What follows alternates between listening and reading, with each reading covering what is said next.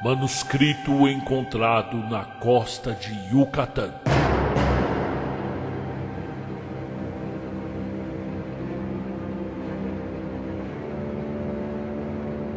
Olá, seja bem-vindo a mais um conto de Howard Phillips Lovecraft.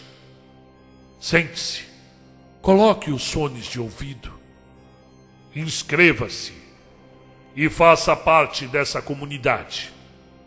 Conta um Conto apresenta O Templo. Narração: Marcelo Fávaro.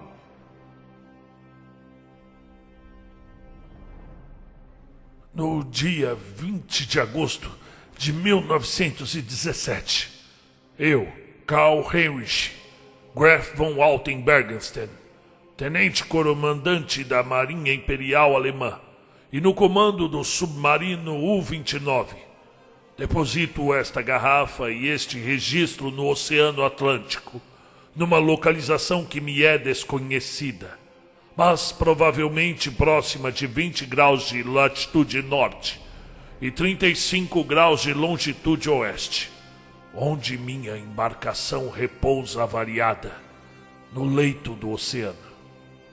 Assim faço movido pelo desejo de narrar certos fatos incomuns ao público, coisa que, com toda a probabilidade, não poderei fazer pessoalmente, porque as circunstâncias me cercam são tão ameaçadoras quanto extraordinárias, envolvendo não só o inelutável paralisação do U-29, mas também a desastrosa fragilização de minha própria vontade de ferro germânica. Na tarde de 18 de junho, tal como foi transmitido por telégrafo ao submarino, rumando para Kiel, torpedeamos o cargueiro britânico Victory, que ia de Nova York para Liverpool, em 45 graus e 16 minutos latitude norte, 18 graus e 38 minutos de longitude oeste, permitindo que a tripulação saísse em barcos para recolher uma boa imagem em filme para os arquivos do almirantado. O navio afundou espetacularmente. Primeiro de proa, com a popa erguendo-se bem alto acima da água, e depois o casco mergulhou na vertical, para o fundo do mar. Nossa câmera pegou tudo, e lamento que um rolo de filme tão bom jamais chegue a Berlim. Depois, afundamos os barcos salva-vidas com os canhões e submergimos. Quando subimos à superfície, no entardecer, achamos o corpo de um marinheiro no tombadilho, com as mãos agarradas de maneira estranha no parapeito. O infeliz era jovem, de pele bem morena e muito bonito, provavelmente italiano ou grego, e com toda a certeza pertencera à tripulação do Victory. Ele claramente havia procurado refúgio na própria embarcação que fora obrigada a destruir a sua, mas uma vítima da injusta guerra de agressão que os porcos ingleses estão travando contra nossa pátria. Nossos homens o revistaram para pregar lembranças e descobriram no bolso do seu capote um curioso pedaço de marfim, entalhado representando uma cabeça de um jovem coroado com um laurel. Meu colega oficial, o tenente Clancy, achou que o objeto era muito antigo e tinha grande valor artístico, e por isso o requisitou para si. Como ele havia chegado às mãos de um marinheiro comum, nem ele nem eu podemos imaginar. Quando o morto foi atirado pela borda, 2 incidentes deixaram os homens muito perturbados. Os olhos do rapaz estavam fechados, mas quando ele foi arrastado para a murada, eles se abriram. E muitos tiveram a estranha ilusão de que os olhos fitavam zombeteiramente Smith e Seymour, que estavam debruçados sobre o cadáver. O contramestre Miller, um homem mais velho que seria mais esperto se não fosse um porco alsaciano, um porco supersticioso, impressionou-se de tal forma com essa sensação que ficou observando o corpo na água e jurou que, depois de afundar um pouco, ele estirou os membros em posição de nado e afastou-se rapidamente para o sul por baixo das ondas. Clancy e eu não gostamos dessas exibições de ignorância campesina e repreendemos severamente os homens, Miller em especial. No dia seguinte, criou-se uma situação muito incômoda com a indisposição de alguns membros. Eles certamente estavam tensos em virtude de nossa longa viagem e haviam tido maus sonhos.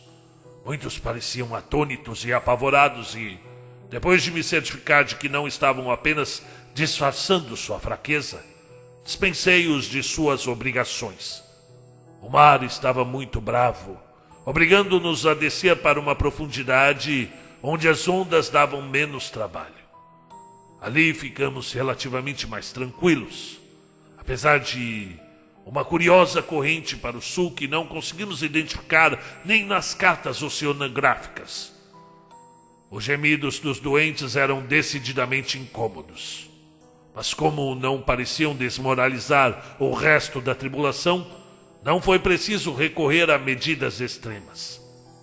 Nosso plano era permanecermos naquele lugar e interceptar o vapor de carreira Dacia, mencionado em informações de agentes de Nova York. Ao anoitecer, subimos à superfície, notando que o mar estava menos revolto. A fumaça de um couraçado apareceu no horizonte setentrional, mas nossa distância e capacidade de submergir nos salvaram. O que mais nos preocupa era o palavreado do contramestre Miller, que foi ficando mais e mais confuso no transcorrer da noite. Ele estava num estado de puerilidade deplorável, balbuciando algo sobre a visão de corpos mortos passando pelas ondas submersas. Corpos que olhavam intensamente para ele e que ele reconheceu apesar de inchados, como pertencentes a pessoas que vira morrer em nossas façanhas vitoriosas. Dizia ele também que o jovem que havíamos encontrado e atirado pela borda era o seu líder. Isso tudo era muito repulsivo e anormal. Por isso metemos Miller a ferros e mandamos açoitá-lo com rigor. Os homens não gostaram dessa punição, mas era preciso manter a disciplina. Também negamos o pedido de uma comissão encabeçada pelo Marujo Zaimer para que a curiosa cabeça entalhada de marfim fosse finalmente atirada ao mar. No dia 20 de junho, os marujos Ball e Smith, que haviam passado mal no dia anterior, enfureceram-se. Lamentei não termos um médico em nosso corpo de oficiais, já que as vidas alemãs são muito preciosas. Mas os delírios constantes dos dois a respeito de uma terrível maldição subvertiam gravemente a própria disciplina do navio, obrigando-nos a tomar medidas drásticas. A tripulação aceitou o fato de má vontade, mas aquilo pareceu acalmar Miller, que daquele momento em diante não nos causou nenhum problema.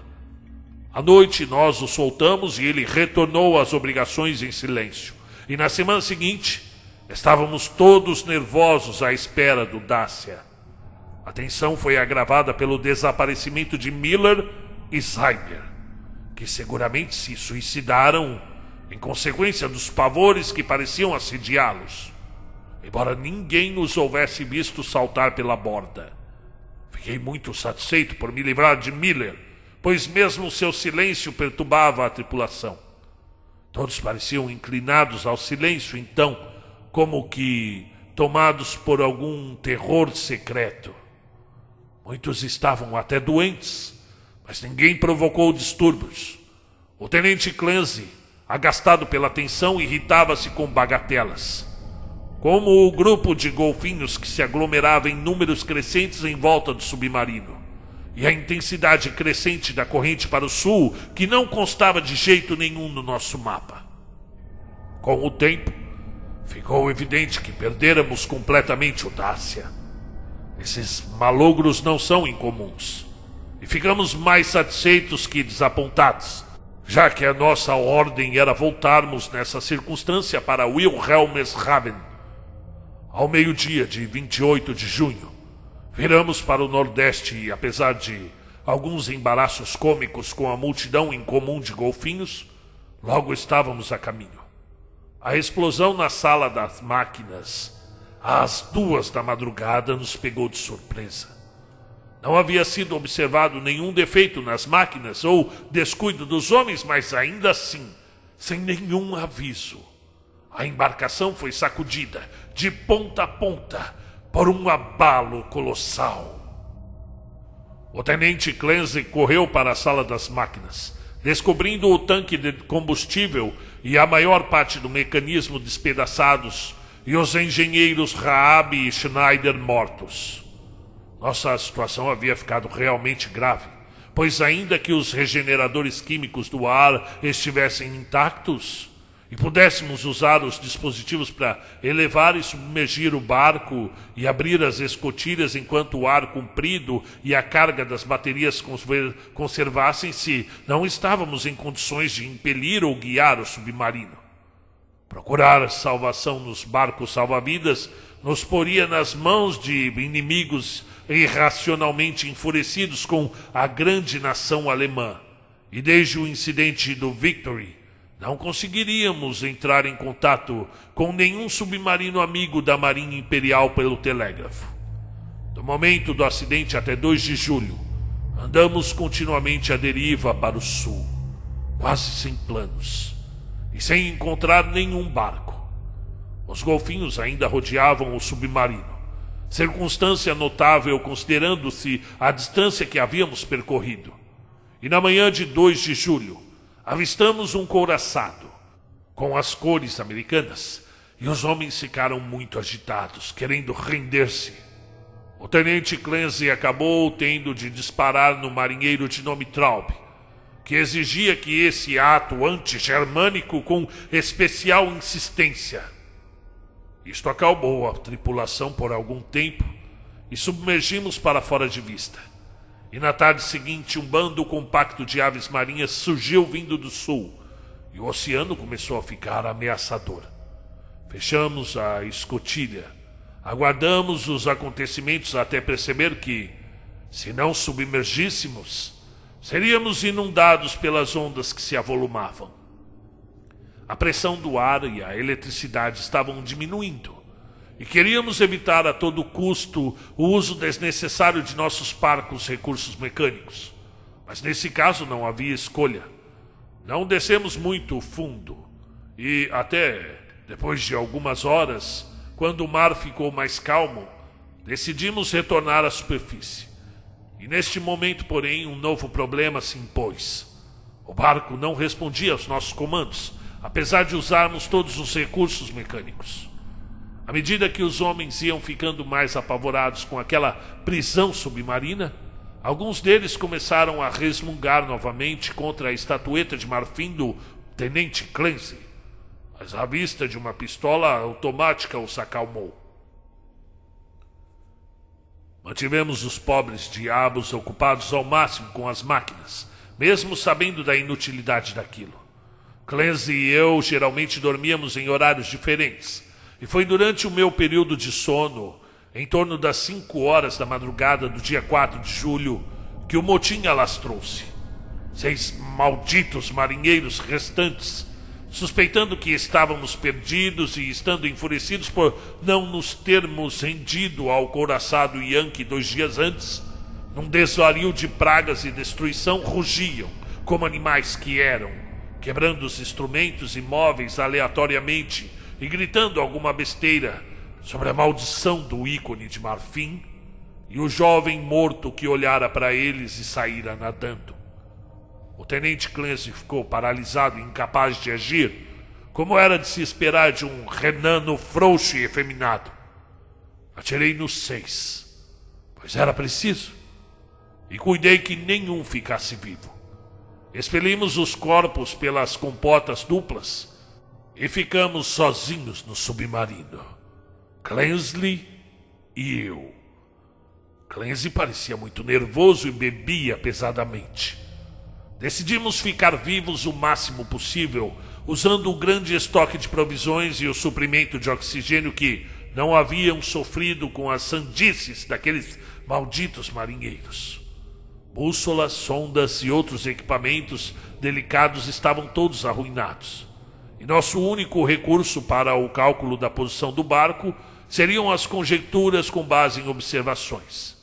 O calendário e nossa deriva visível avaliada por qualquer objeto que pudéssemos avistar através das vigias ou do alto da torre. Felizmente tínhamos baterias em estoque para muito tempo, tanto para a iluminação interna quanto para o holofote. Frequentemente corríamos o facho de luz ao redor do barco, mas só conseguiríamos enxergar os golfinhos nadando em paralelo ao curso de nossa deriva. Eu fiquei cientificamente interessado naqueles golfinhos porque, embora Delphinus delphis comum seja um mamífero cetáceo incapaz de sobreviver sem ar, observei atentamente um deles por 2 horas e não o vi alterar sua condição de submersão. Com o passar do tempo, Clancy e eu concordamos que a deriva ainda era na direção do sul, enquanto mergulhávamos cada vez mais profundo, cada vez mais para o obscuro, para o profundo. Observávamos a fauna e a flora marinhas e líamos muito sobre os temas nos livros, que eu trouxera para o momento de folga. Não pude deixar de observar, porém, o tanto que o conhecimento científico de meu companheiro era inferior ao meu. Sua cabeça não era nem um pouco prussiana, entregando-se a fantasias e especulações sem o menor valor. A proximidade da morte o afetava de maneira estranha, e ele rezava muito, ruído de remorso pelos homens, mulheres e crianças que havíamos afundado, esquecendo-se de que todas as coisas são nobres quando são feitas a serviço do Estado alemão. Com o passar do tempo, ele foi ficando visivelmente desequilibrado, parando para olhar durante horas seu ícone de marfim e tecendo histórias fantasiosas sobre coisas esquecidas e abandonadas no fundo do mar.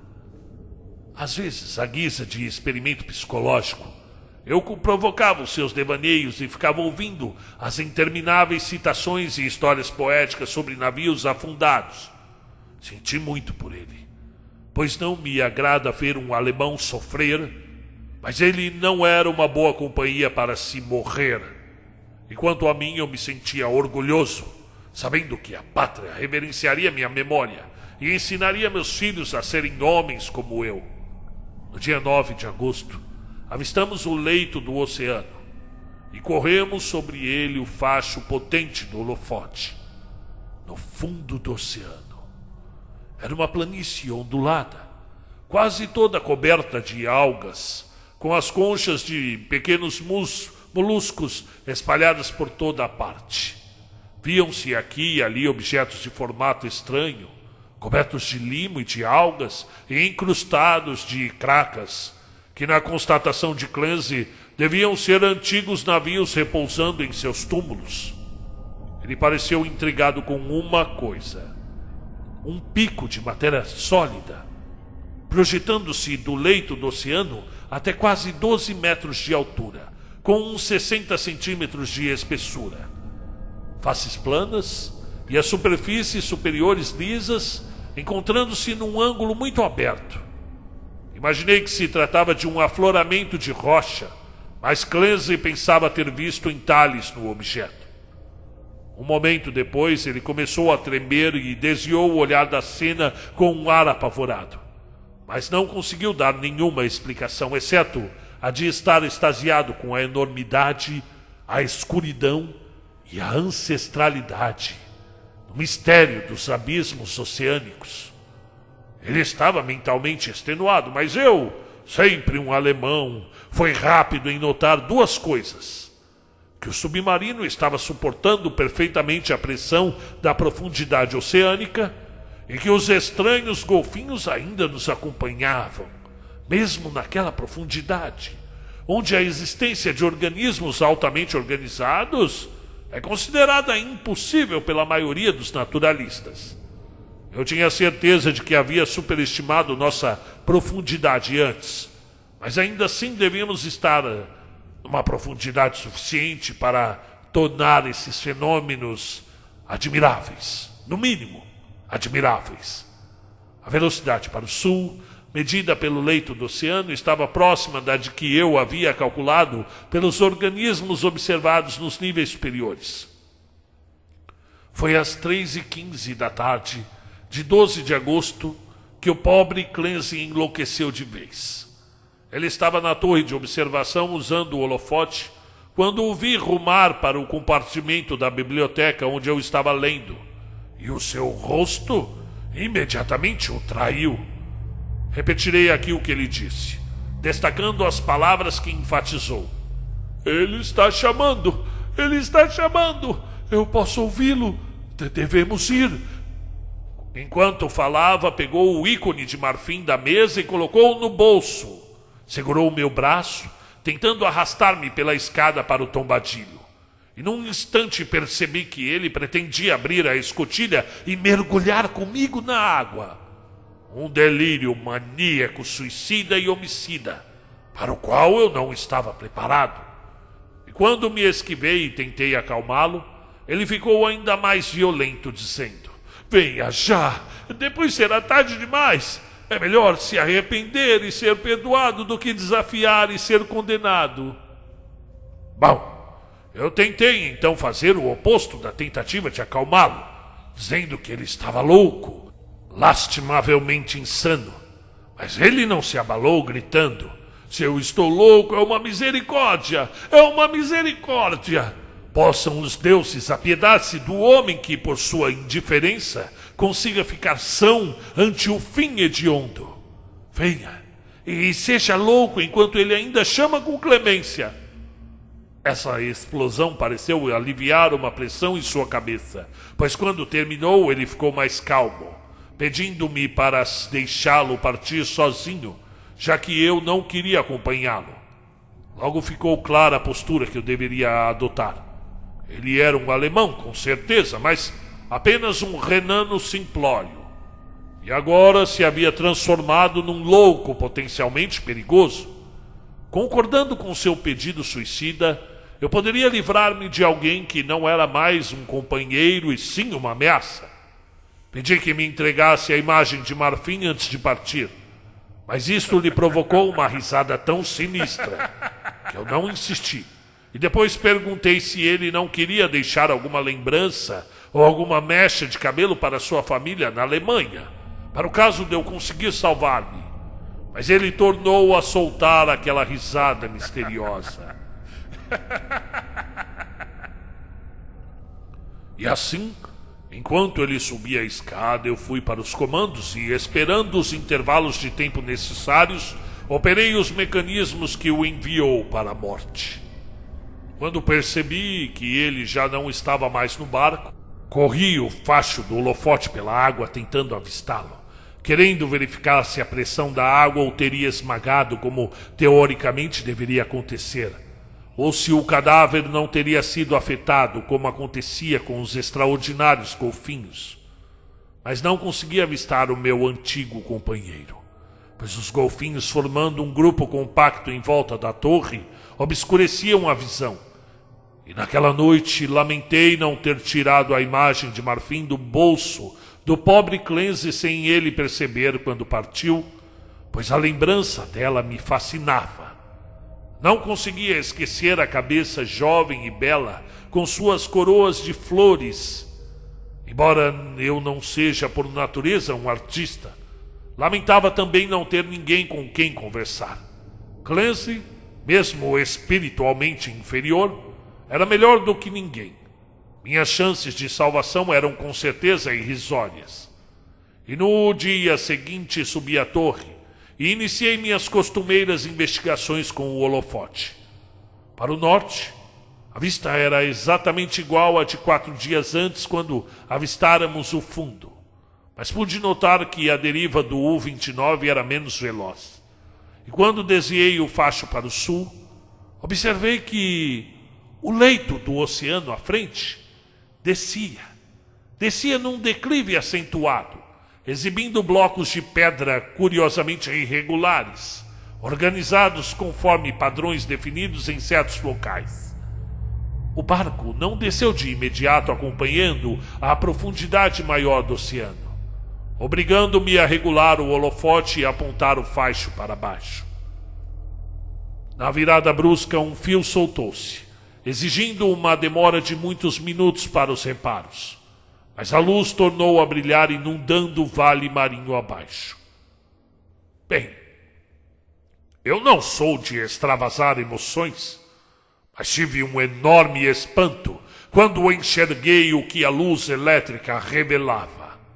Entretanto, escolado do que era na melhor culto da Prússia, eu não deveria espantar-me, pois a geologia e a tradição nos falam de grandes transposições em áreas oceânicas e continentais. O que vi foi um extenso e elaborado alinhamento de construções em ruínas, todas de uma arquitetura imponente, mas inclassificável em vários estágios de conservação. A maioria delas parecia ser de mármore, reluzindo vivamente sob o facho do holofote. E o plano geral correspondia ao de uma grande cidade, no fundo de um vale estreito, com numerosos templos e vilas isoladas nas encostas íngremes acima. Os telhados haviam caído, evidentemente. As colunas estavam partidas, mas persistia em tudo a atmosfera de um esplendor imemoriavelmente antigo, que nada poderia apagar. Confrontado, enfim, com a Atlantis, que eu até então considerava um mito, tornei-me o mais impetuoso dos exploradores. E no fundo daquele vale correra um rio algum dia, pois, examinando melhor a cena, avistei restos de moles e de pontes de pedra e mármore, além de terraços e aterros antes verdejantes e belos. O entusiasmo me deixou quase tão pasmado e sentimental quanto o pobre Clancy, e demorei para notar que a correnteza para o sul havia enfim terminado, permitindo que o U-29 pousasse mansamente sobre a cidade submersa, como um avião pousa sobre uma cidade na superfície da terra. Também demorei para perceber que o bando de curiosos golfinhos tinha desaparecido. 2 horas mais tarde, o barco repousava numa praça pavimentada perto do paredão rochoso do vale. De um lado, eu podia ver a cidade inteira descendo da praça para a antiga margem do rio. E do outro, com chocante proximidade, estava a fachada ricamente ornamentada e bem preservada de um grande edifício. Evidentemente um templo, escavado na rocha maciça. Eu só posso fazer conjecturas sobre a arte construtiva original dessa coisa titânica. A fachada, de uma extensão prodigiosa, cobre aparentemente um recesso vazio contínuo, pois tem muitas janelas amplamente distribuídas. No centro, escancara-se uma grande passagem aberta, que pode ser alcançada por um impressionante lance de degraus, e é rodeada por esculturas curiosas, parecendo figuras de bacanais em relevo. Na frente de tudo, ficam as grandes colunas e frisas decoradas com esculturas de uma beleza inexprimível, retratando, obviamente, cenas pastorais idealizadas, e procissões de sacerdotes e sacerdotisas carregando estranhos objetos cerimoniais para a adoração de um Deus radiante. A qualidade artística do conjunto é fenomenal, sem dúvida, em grande medida helênica, mas curiosamente diferenciada.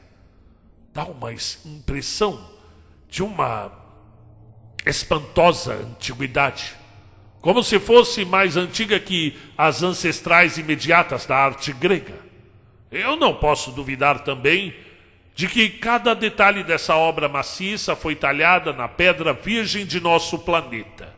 E trata-se claramente do paredão do vale, embora não consiga imaginar até que profundidade seu interior terá sido escavado. Talvez se tenha aproveitado de uma caverna ou de um conjunto de cavernas. Nem o tempo nem a submersão conseguiram destruir a grandeza primitiva desse magnífico santuário. Pois santuário deve ser, que ainda hoje, milhares de anos depois, permanece imaculado e puro na escuridão silenciosa e eterna de um abismo oceânico. Imagine, eu não consigo calcular o número de horas que gastei observando a cidade submersa com os seus edifícios, arcos, estátuas e pontes, e o templo colossal com sua beleza e seu mistério. Mesmo sabendo que a morte estava próxima, e estava, a curiosidade me arrebentava. E eu corria ao facho do holofote pelas cercanias do barco numa busca frenética. A luz me permitiu compreender muitos detalhes, mas não conseguiu mostrar nada para dentro daquela passagem escancarada do templo cavado na rocha. E depois de algum tempo, para economizar energia, desliguei a corrente. E os raios de luz agora estavam perceptivelmente mais fracos do que nas semanas de deriva, e o meu desejo de explorar os segmentos aquáticos, como que aguçado pela iminente privação da luz, crescia. Eu, um alemão, haveria de ser o primeiro a palmilhar aqueles caminhos imemoriais perdidos. Idealizei um escafandro de metal para águas profundas e fiz testes com a lanterna portátil e o regenerador de ar. Embora a manobra da dupla escotilha fosse me causar alguma dificuldade, acreditei que poderia superar todos os obstáculos com a minha habilidade científica e caminhar em pessoa pela cidade morta. E no dia 16 de agosto saí do submarino e avancei com dificuldade pelas ruas arruinadas e cobertas de lama na direção do antigo rio. Eu não encontrei esqueletos nem outros restos humanos, mas recolhi uma fortuna em conhecimento arqueológico das esculturas e moedas. E sobre isto, tudo o que eu posso fazer é expressar minha admiração por uma cultura que estava em pleno apogeu de sua glória, quando os moradores de cavernas perambulavam pela Europa e o Nilo fluía despercebido para o mar. Guiado por este manuscrito, se algum dia ele for encontrado, outros poderão desvendar os mistérios que somente eu pude sugerir. Voltei ao barco quando minhas baterias enfraqueceram, decidido a explorar no dia seguinte o templo escavado na rocha. E no dia 17, quando minha gana de desvendar o mistério do templo ficou ainda mais insistente, tive a desilusão de descobrir que os materiais necessários para recarregar a lanterna portátil haviam sido destruídos no motim daqueles porcos em julho. Eu fiquei possesso de raiva, mas minha natureza germânica impediu que eu me aventurasse sem estar preparado nas entranhas completamente escuras que poderiam abrigar algum monstro marinho indescritível, ou um labirinto de passagens em cujos meandros eu poderia perder-me para sempre.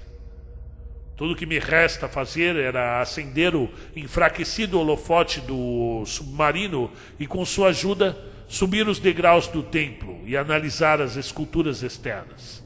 O facho de luz penetrava pela porta de baixo para cima e eu tentei vislumbrar alguma coisa no seu interior, mas nada consegui. Nem mesmo o teto era visível.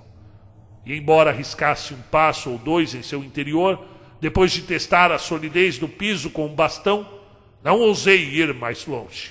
E além do mais, pela primeira vez em minha vida, eu experimentava a sensação de pavor, um medo, e eu comecei a entender como haviam surgido certas atitudes do pobre Clancy, pois quanto mais o templo me atraía, mais eu temia seus abismos aquáticos com um terror cego e crescente.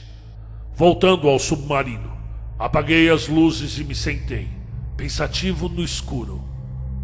A eletricidade precisava ser poupada para emergências. Passei todo o dia 18 num sábado, envolto na mais negra escuridão, atormentado por pensamentos e lembranças que ameaçavam vencer minha vontade germânica. Clancy havia enlouquecido e morrido antes de alcançar aquela sinistra ruína de um passado terrivelmente remoto e me aconselhara a ir com ele. Não teria o destino poupado minha razão? só para me arrastar inelutavelmente para um fim tão pavoroso que homem nenhum jamais sonhara.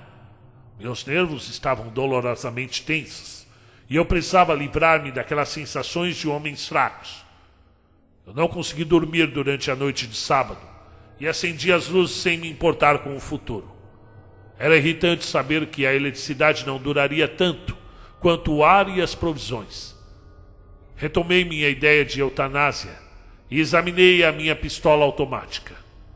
Perto do amanhecer, devo ter caído no sono com as luzes acesas, pois despertei no escuro.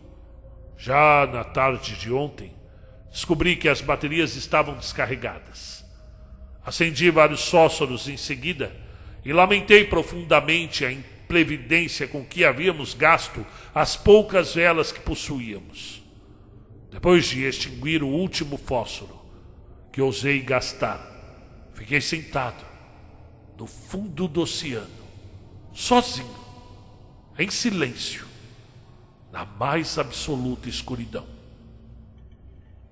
Enquanto eu meditava no fim inevitável, minha mente percorreu os acontecimentos precedentes e devolveu uma sensação até então adormecida que teria feito estremecer alguém mais fraco e mais supersticioso do que eu.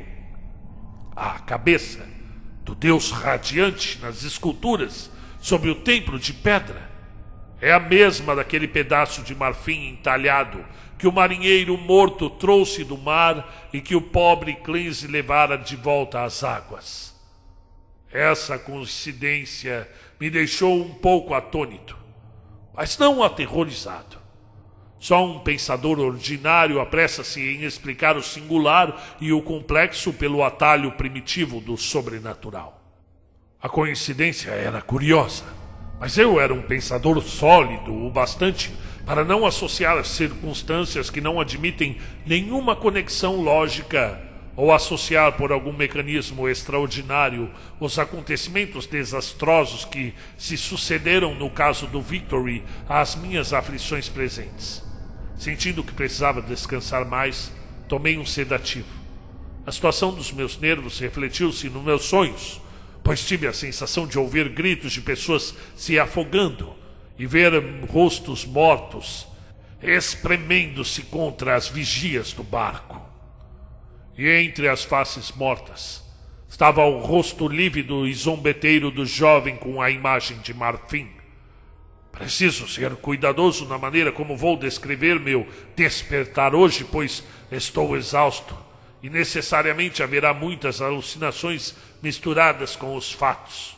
Do ponto de vista psicológico, meu caso é um dos mais interessantes. E lamento que não possa ser analisado cientificamente por alguma autoridade alemã competente. Ao abrir os olhos, minha primeira sensação foi de um desejo incontrolável de visitar o templo. Um desejo que crescia a cada instante, mas ao qual eu tentava instintivamente resistir, movido por uma sensação de medo que agia no sentido contrário. E depois veio-me a impressão de luz em meio à escuridão das baterias descarregadas, que me pareceu ver uma espécie de brilho fosforescente na água, em torno da vigia que estava de frente para o templo. Isso despertou minha curiosidade, visto que eu não conhecia nenhum organismo marítimo capaz de emitir semelhante luminosidade. Antes que eu pudesse investigar, porém, tive a terceira impressão, que por sua irracionalidade fez-me duvidar da objetividade de tudo que meus sentidos pudessem registrar. Foi uma ilusão de aura, a sensação de um som melódico, ritmado, que parecia provir de um hino coral ou entoado, agreste mas belo, atravessando o casco absolutamente à prova de som do U-29. Convencido da anomalia de minhas condições psicológicas e nervosas, acendi alguns fósforos e servi uma dose concentrada de solução de brometo de sódio, que pareceu acalmar-me o suficiente para desfazer a ilusão sonora. Mas a fosforescência persistia, e eu tive dificuldade para represar o impulso pueril de ir até a vigia e procurar sua origem. E ela, terrivelmente real, e não demorou para que eu pudesse distinguir com sua ajuda os objetos familiares que me cercavam, inclusive o copo de brometo de sódio vazio, do qual eu não tivera nenhuma impressão visual no local onde ele agora se encontrava. Essa última circunstância me fez meditar e cruzei o recinto até o copo e o toquei. Ele estava exatamente onde eu havia visto. Agora eu sabia que a luz, se não era real, fazia parte de alguma alucinação tão fixa e consistente que eu não poderia descartá-la. Por isso, deixando de parte toda a resistência, subi na torre de observação para observar a origem da luz. Não seria talvez algum outro submarino da espécie U trazendo uma esperança de salvação? Bem, eu aconselho o leitor a não aceitar nada do que se segue como verdade objetiva, pois como os acontecimentos transcendem a lei natural, eles são necessariamente criações fictícias e subjetivas de minha mente. E quando alcancei a torre, descobri que o mar em geral estava bem menos iluminado do que eu esperava. Não havia nenhum animal ou planta fosforescente por ali, e a cidade que acompanhava o declive da encosta até o rio era invisível na escuridão. O que eu vi não foi espetacular, nem grotesco, nem terrificante, mas eliminou o último vestígio de confiança que eu tinha na própria consciência. Isto porque a porta e as janelas do templo submerso, escavado na própria colina rochosa, brilhavam vivamente, com uma radiância bruxuleante, como se a poderosa chama de um altar ardesse à distância em seu interior. Os incidentes posteriores são caóticos. Olhando para a porta e a janela iluminadas, fiquei exposto a visões das mais extravagantes. Visões tão extraordinárias que não consigo sequer as relacionar. Eu imaginei discernir os objetos do templo, alguns parados, outros em movimento, e tive a impressão de ouvir de novo o canto irreal que fluíra até mim quando havia despertado. E por cima de tudo, surgiram pensamentos e pavores centrados no jovem que viera do mar e o ícone de marfim cuja imagem estava reproduzida na frisa e nas colunas do templo à minha frente. Eu pensei no pobre Clancy e fiquei imaginando onde estaria seu corpo com a imagem que ele havia levado de volta para o mar. Ele me advertira sobre algo e eu não lhe dera atenção. Mas ele era um renano estúpido que enlouquecera em face de problemas que um prussiano poderia facilmente suportar. O resto é muito simples. Meu primeiro impulso de entrar no templo havia se transformado numa ordem imperiosa e inexplicável. Minha vontade germânica já não conseguia controlar os meus próprios atos. E o arbítrio só foi possível em questões menores naquele momento em diante. Fora uma loucura assim que conduzira Clancy à morte, com a cabeça descoberta e desprotegida, no oceano. Mas eu sou um prussiano e um homem de juízo, e usarei até o fim o pouco que dele me resta. Quando percebi pela primeira vez que devia ir, preparei o traje de mergulho, o capacete e o regenerador de ar, e imediatamente comecei a escrever essa crônica apressada na esperança de que ela possa algum dia chegar ao mundo. Encerrarei o manuscrito numa garrafa e confiarei ao mar quando deixar o U-29 para sempre. Eu não estou com medo, nem mesmo das profecias do enlouquecido Clancy. O que eu vi não pode ser verdade.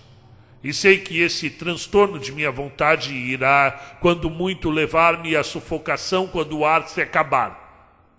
A luz no templo é pura ilusão, e eu morrerei calmamente, como um alemão, nas profundezas escuras e perdidas. E este riso demoníaco que ouço enquanto escrevo vem apenas de meu próprio cérebro enfraquecido.